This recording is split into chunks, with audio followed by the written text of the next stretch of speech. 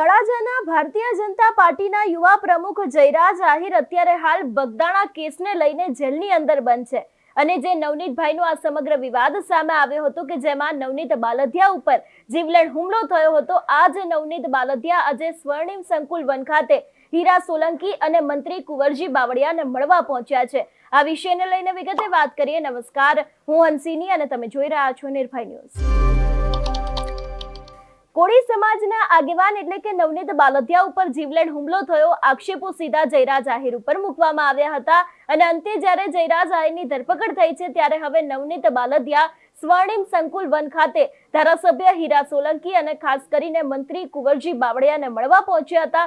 સૌથી પહેલા તો એ દ્રશ્યો ઉપર નજર કરીએ અને એ બાદ નવનીત બાલદિયા દ્વારા સમગ્ર વિષયને લઈને શું કહેવામાં આવ્યું છે તે પણ સાંભળીએ।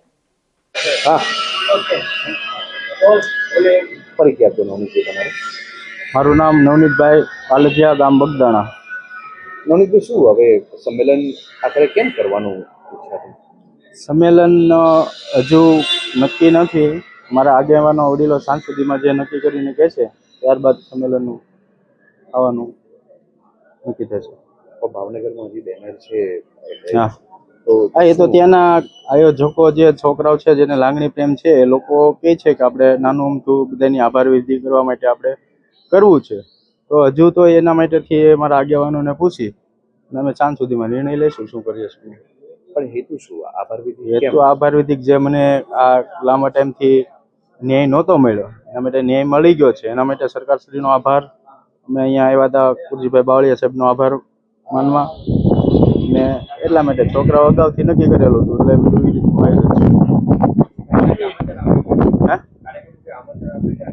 ના હજુ કશું વાંચું નથી।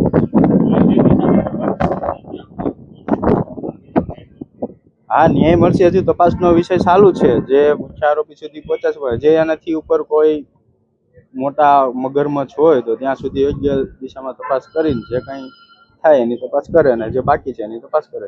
તમારી લડત હજુ ચાલુ રહેશે? હા, લડત તો જે ચાલુ જ છે, કારણ કે જે એસઆઈટીની જે પૂરી તપાસ પૂરી થઈ નથી, બરાબર, પૂરેપૂરી ક્લીન કોર્ટમાં એની સીટ હાજર થઈ જાય ત્યારબાદ બધું ક્લિયર થાય।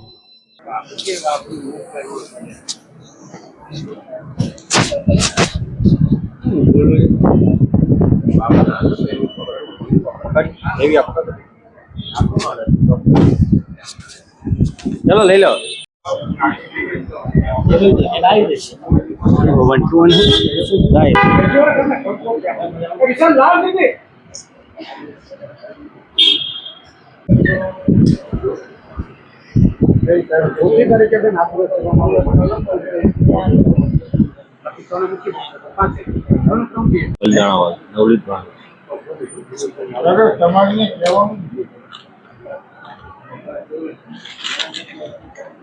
નવનીત બાલદિયા દ્વારા ક્યાંક એવું પણ કહેવામાં આવ્યું છે કે હજી સુધી ન્યાય માટેની લડત છે તેને ચાલુ રાખવામાં આવશે। ખાસ કરીને જે 1 તારીખે સંમેલન મળવાનું છે જેમાં કોળી સમાજના આગેવાનો છે, લોકો હાજર રહેવાના છે, એ વાતને લઈને હજી સુધી કંઈ જ નક્કી કરવામાં નથી આવ્યું એવી પણ વાત નવનીત બાલદિયા દ્વારા કરવામાં આવી છે।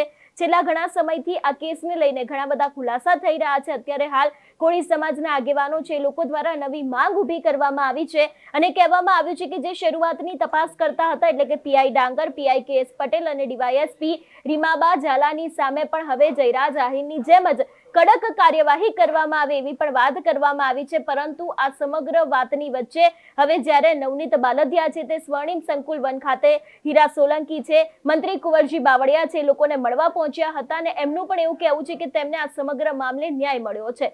તમારું શું માનવું છે આ વિષયને લઈને અમને કમેન્ટ કરીને ચોક્કસ જણાવજો। તેની સાથે અમારી ચેનલ નિર્ભય ન્યૂઝને લાઇક, શેર અને સબસ્ક્રાઇબ કરવાનું ભૂલશો નહીં। નમસ્કાર।